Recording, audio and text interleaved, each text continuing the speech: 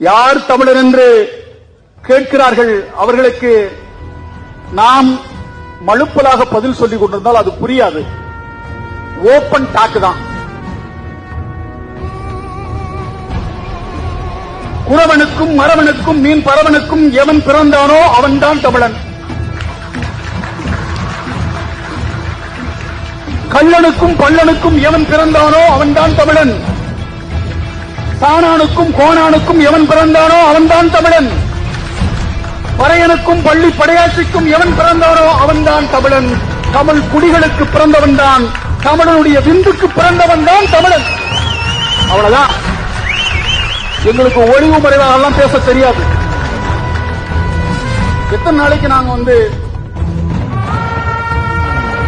மௌனித்திருக்க முடியும்? இனிமேல் யார் தமிழர் என்று எவனும் கேட்கக்கூடாது. தமிழ் தேசிய